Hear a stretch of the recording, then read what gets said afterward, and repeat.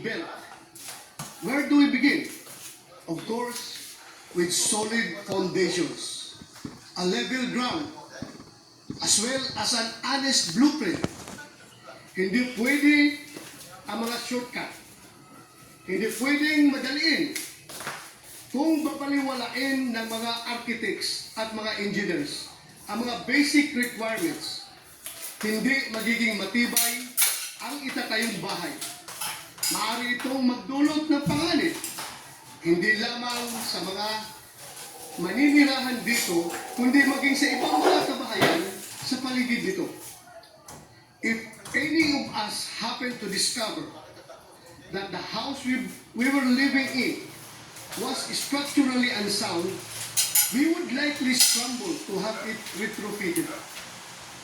We would probably file cases in anger against developers.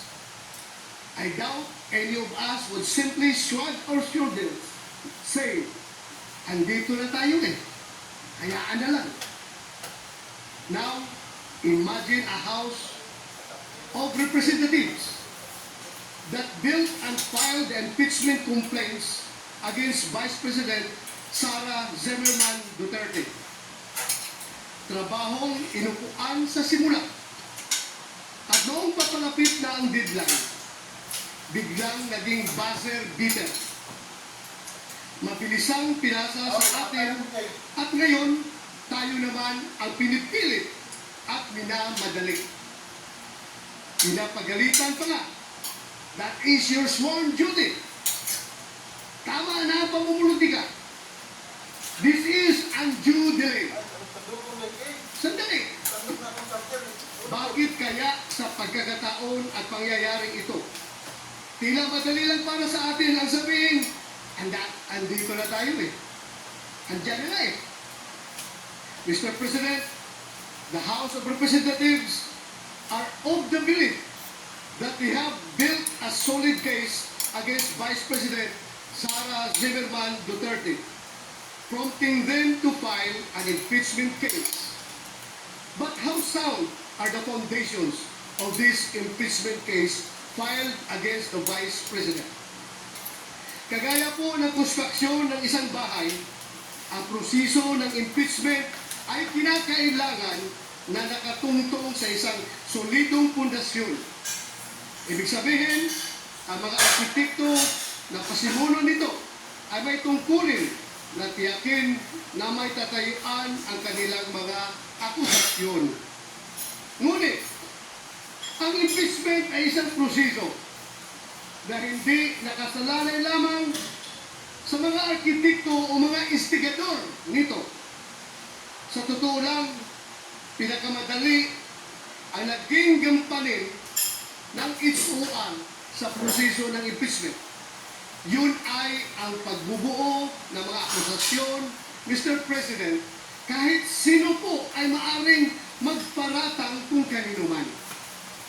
Sa bahagi naman po natin, ang pinakamahirap, ang paghusga, ang paggawad ng isang hatol na magkatarungan at katanggap-tanggap.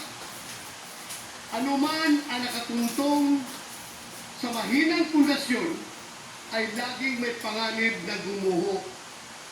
Kung ang isang impeachment case ay minadali at nakasandig sa paghihiganti at pamumulitika, ay may halintulad sa isang strukturang itinayo sa gilid ng bangin.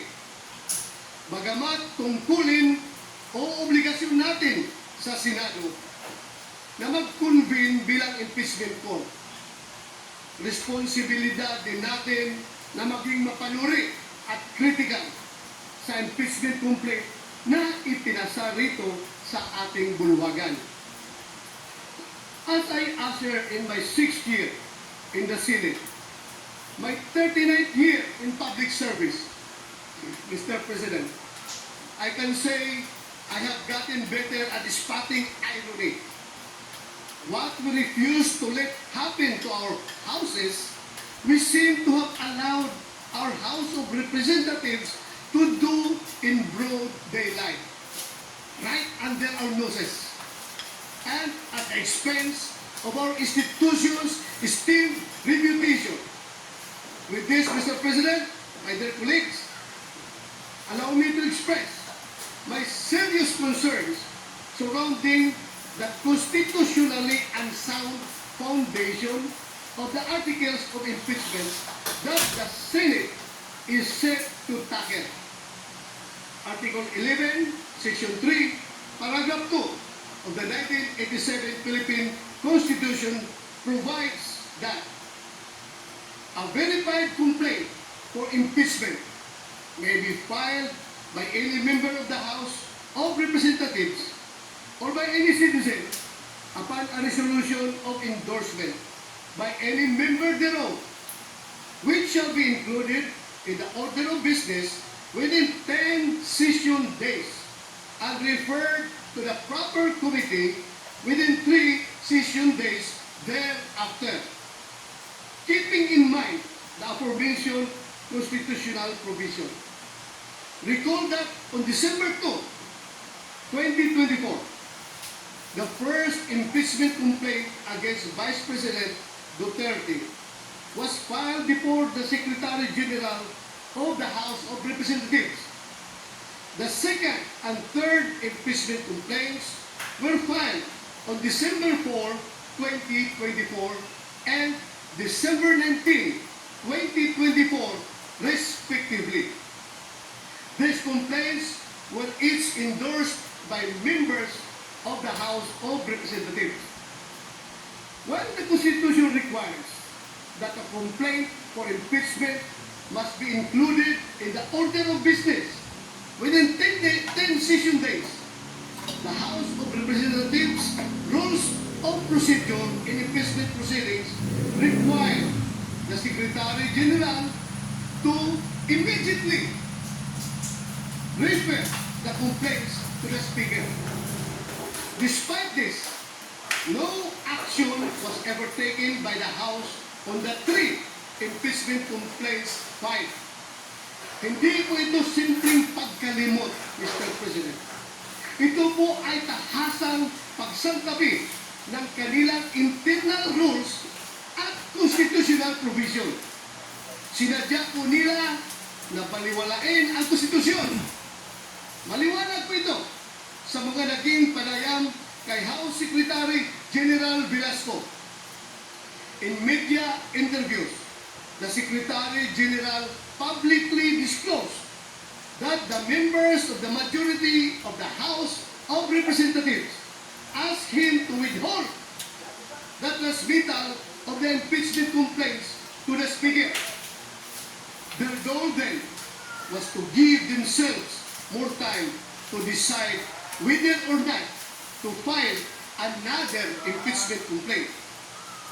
Pinaghintay po ng mayorya ng House of Representatives ang 3 impeachment complaint.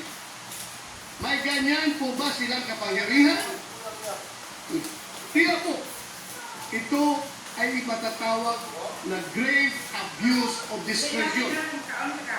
Then, on February 5, 2025, more than 2 months after the first impeachment complaint was filed, the House of Representatives took the express, the fast-track route according to Secretary General Velasco.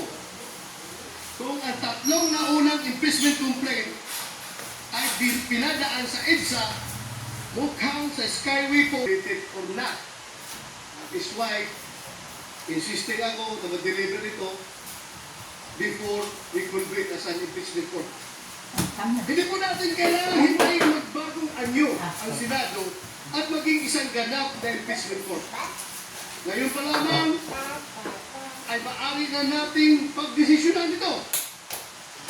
Sumunod ba sa saligang batas at sa internal rules ng mababang kapulungan ang impeachment complaint na kanilang ipinasa dito sa Senado? Nasa Senado po ang pagkakataon upang magwasto. Kung minadali ng isuar ang impeachment complaint, bakit kailangan natin itong tumbasan ng kaparehong kawalang pagpapahalaga sa tamang proseso? Madalas po natin sabihin, dito sa ating kapuluan, we are men and women of rules. Manatili po tayong ganun, malayo mula sa ingay at impluensya ng kung sino mang may mga personal na interes at pakinabang sa pagmamadaling ipinipili sa atin. Mr. President, the inaction of the House of Representatives resulted not only in a possible violation of the Constitution, but in another justiciable controversy. It is worthy to note that each new Congress empowered by a fresh electoral mandate in both the House of Representatives and the Senate is not bound by the legislative actions of its predecessor. Hindi po natin maaaring pilitin ang mga papalit sa atin sa future Congresses na ipagpatuloy ang anumang ating nasimulan. Sabi nga po ni President Chis Escudero kahapon, the Congress cannot pass an irrepealable law. Lahat ay pwedeng baguhin at galawin ng mga sumusunod na mahahagal sa Kongreso. Maari kung hindi sila gumalaw at hayaan lamang na nakatiwangwang ang anumang proceeding na sinisimulan ng mga nauna. When the fourth impeachment complaint was submitted, the 19th Congress was teetering on the brink of a long slumber. The Senate is now being urged to convene with only 2 session days. 20 days remaining before the 19th Congress positive act from the 20th Congress House of Representatives na kanilang itutuloy ang impeachment complaint na ginawa ng 19th Congress House of Representatives. Mr. President, the constitutionally given power and mandate of the Senate to try and decide on cases of impeachment is an immense responsibility that must be exercised in good faith, with sincere intention to fulfill a solemn oath, not with haste, but with careful circumspection, mindful of both the political and legal nature of the exercise. Ang impeachment ay isang proseso na hindi lamang mag-aalis sa pwesto ng isang mataas na opisyal ng pamahalaan. Ito ay isang arma laban sa sinuman na hindi umaayon sa kagustuhan at mga interes ng mga kaaway sa politika. Ito ay apoy na hindi lamang nakapapasok, kundi may kakayahan na tupukin at sunugin hindi lamang ang isang bahay, kundi isang buong komunidad. Mapanganib ang impeachment sa kamay ng mga mapagsamantala. Inilalagay ang impeachment para protektahan ang taong bayan. Hindi isakdal at hiyain ang kumakatawan sa kanila. In the 2012 case of Chief Justice Renato C. Corona versus Senate of the Philippines, the Supreme Court declared impeachment described as the most formidable weapon in the arsenal of democracy was foreseen as creating division, partialities, and enmities, or highlighting pre-existing factions with the greatest danger that the decision will be regulated more by the comparative strength of parties than by the real demonstrations of innocence or guilt. The House of Representatives, in transmitting the articles of impeachment to the Senate at the last hour and after refusing to act for over 2 months on 3 previously filed complaints pending with the House Secretary General, has instead placed the Senate in a tight and impaired position where any decision, action, or inaction on its part will be put into question. An acquittal, conviction, or even the propriety of proceeding with trial will be hounded not only by legal or constitutional questions, but by accusations of extreme bias, partiality, and lack of sufficient deliberation. Lagi kong sinasabi, Mr. President, hindi ako abogado. Nevertheless, this cannot disqualify me from speaking against possible constitutional blunders. Hindi kailangan maging engineer para masabi ng isang tao na ang libaon at hindi ligtas ang isang bahay o building. Alam nyo, alam natin kung kailan matibay at pulido ang pagkakagawa katulad ng isang bahay na bato. Alam din natin kung kailan hindi. When the floor starts to crack, when the walls begin to shift, and when leaks appears where there should be none.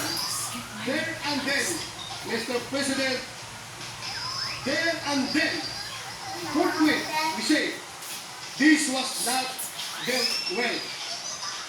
Gayon din sana sa impeachment case na ito. The cracks and holes have begun to show. Alam natin may mga tanong na hindi pa nasasagot, lalo na patungkol sa constitutional soundness ng nasabing impeachment complaint.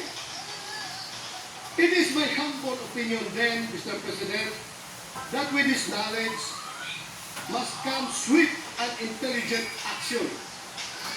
Kung gaano natin kabilis i-condemn at ipagiba ang mga strukturang hindi ginawa ng maayos, ganoon din dapat tayo kabilis umaksyon kung ang nalalagay sa alanganin ay ang ating konstitusyon. In the spirit of true action, therefore, allow me to end by moving. I respectfully move that in view of its constitutional infirmities and questions on the jurisdiction and authority of the 20th Congress, the verified impeachment complaint against Vice President Sara Zimmerman Duterte be dismissed.